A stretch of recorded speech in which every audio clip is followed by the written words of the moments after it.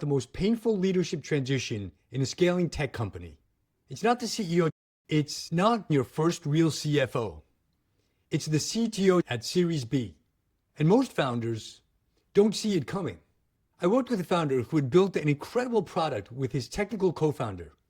They'd gone from zero to Series B, 25 million in ARR, 40 engineers, strong product market fit. The CTO was brilliant, deep technical expertise. The team loved working with him. He could debug anything, architect anything, code anything. But as they started planning their Series B scale, going from 40 engineers to 120, something became clear. The CTO who got them here wasn't the CTO who could get them there.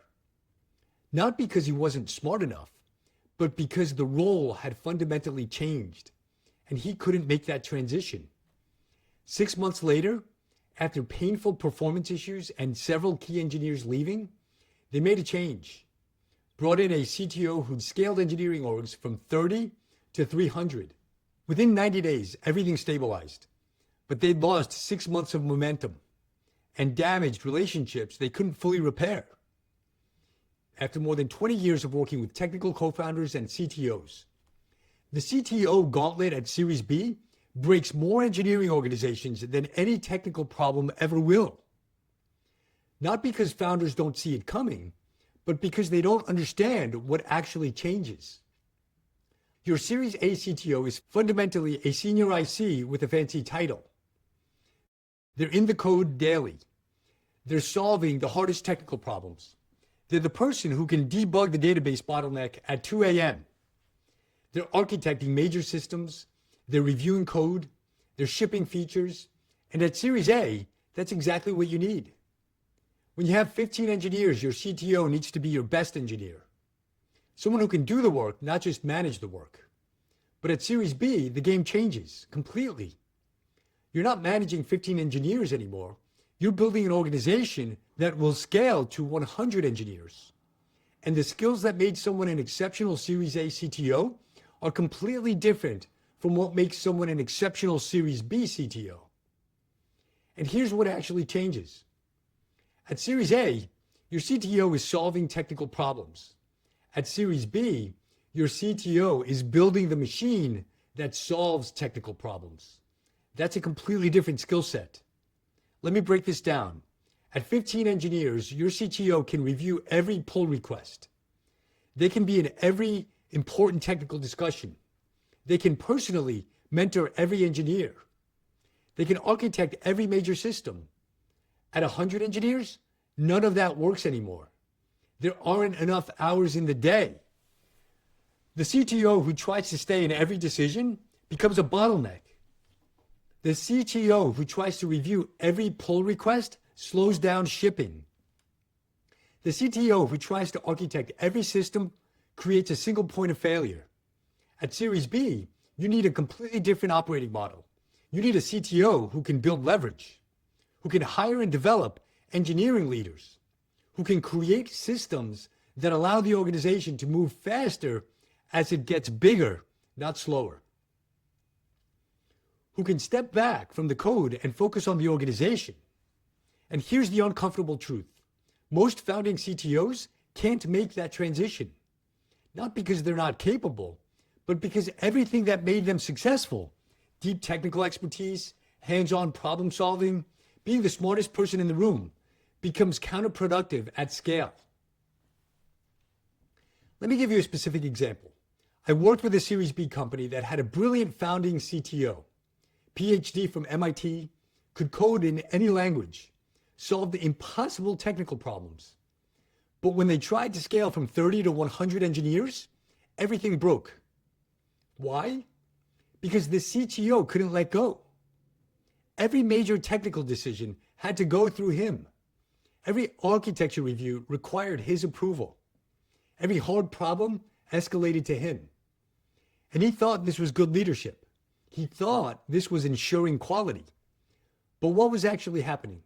He was creating a dependency. Engineers stopped making decisions without him. The org stopped developing its own problem-solving muscles. And as the team grew, he became an increasingly severe bottleneck. Features started taking longer to ship, not shorter. Engineers got frustrated, waiting for reviews.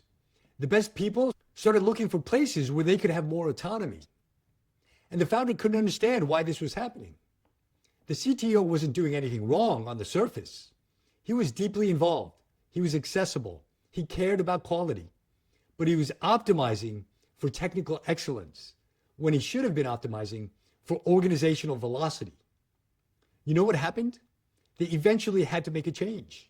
18 months in, after significant team attrition and slipped launches, the new CTO they brought in had a completely different approach.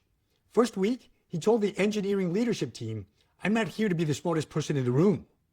I'm here to make you all more effective." He stopped reviewing every major decision. He started empowering engineering directors to own their domains.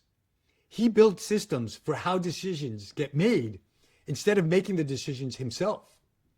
And within 6 months, engineering velocity doubled.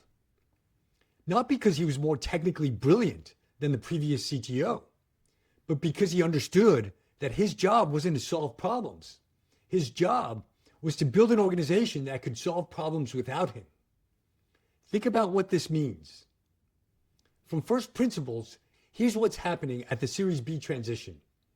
The role of CTO fundamentally changes from player to coach. And most people who are exceptional players struggle to become exceptional coaches because the skills are almost opposite. Being a great player requires deep technical expertise, ability to solve hard problems yourself, being the go-to person when things break. Being a great coach requires ability to develop other people's problem-solving skills, knowing when to step back and let others figure it out, building systems that work without your direct involvement. These are not the same muscles. In fact, they're often inverse. The more you try to be the hero solving every problem, the less you're building organizational capacity. Let me give you another pattern I see constantly. A founding CTO who can't scale isn't just a bottleneck. They become a cultural problem. Why? Because as the organization grows, you need your best engineers to step into leadership. But if the CTO is still playing the role of ultimate technical authority, no one else can grow into that space. The engineering directors never fully own their domains. The senior engineers never develop their leadership muscles. The organization stays dependent on one person. And when that person inevitably becomes a bottleneck, the entire org suffers. I worked with a founder who saw this happening in real time. His founding CTO was incredibly technical, but at 50 engineers, none of the engineering leadership was capable of making major decisions without him. They'd all learned that the way to succeed was to escalate to the CTO. And the CTO had trained them to do this by always having the answer.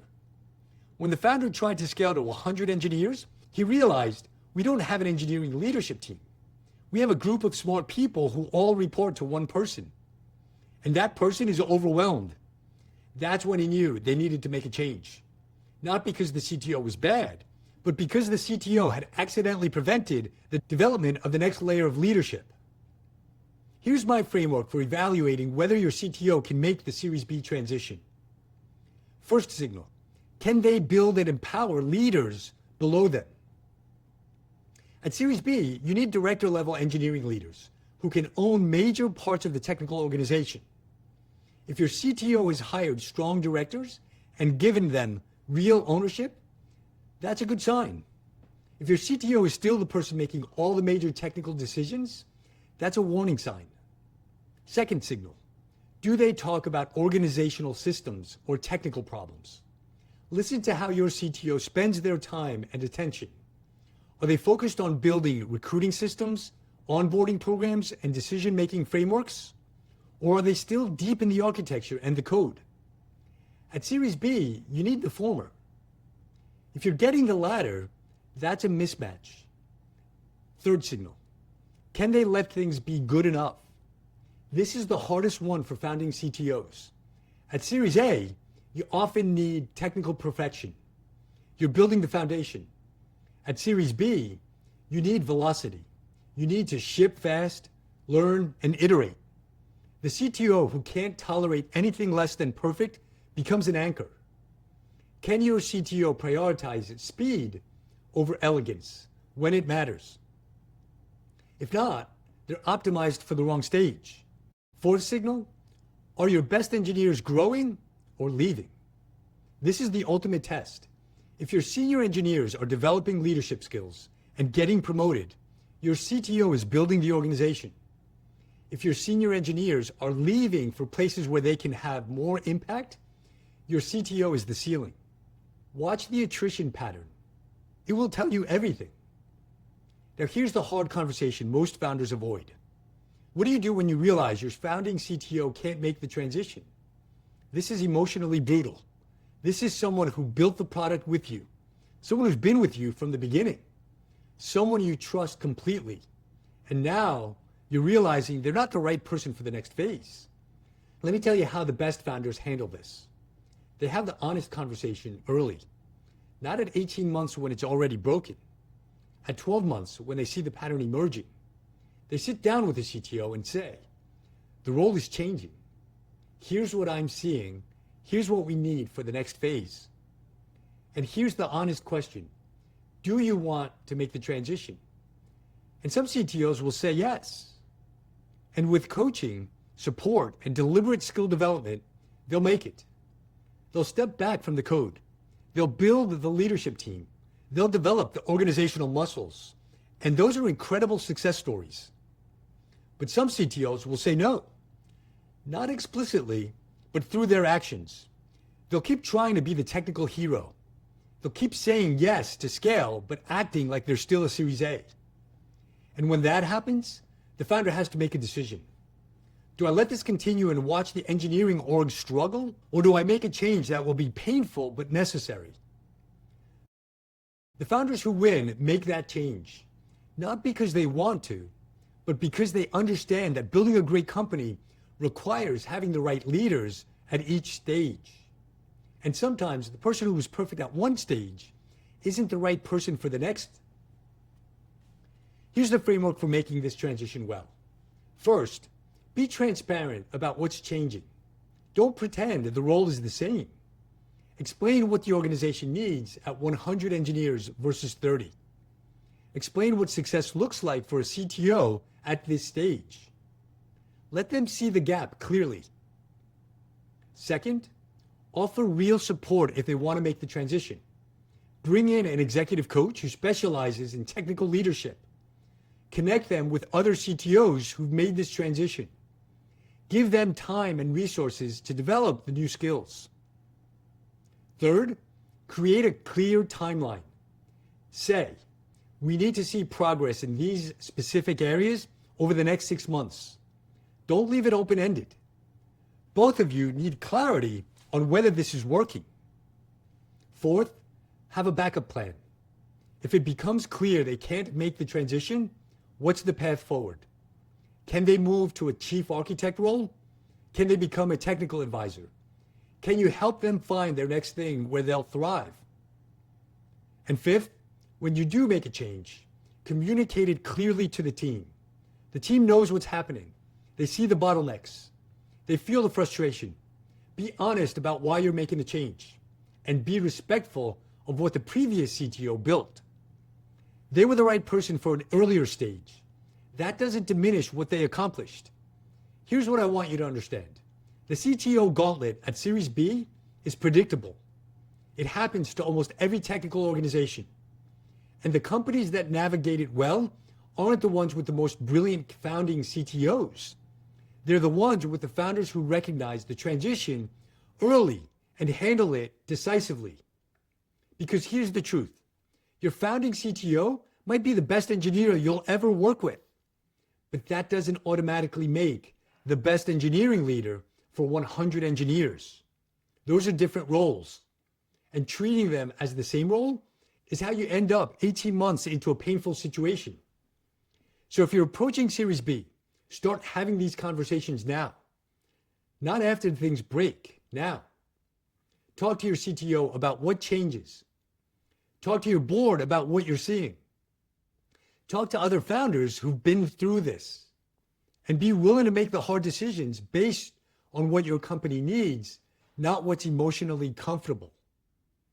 Because at the end of the day, your job isn't to protect your founding team from difficult transitions. Your job is to build a company that wins. And winning at scale requires having leaders who can scale with you. Some people can make that transition, and some can't. But knowing the difference early and acting on it decisively is what separates companies that struggle from companies that dominate. The CTO gauntlet is real, and how you navigate it will determine whether your engineering organization becomes your competitive advantage or your constraint. Choose wisely.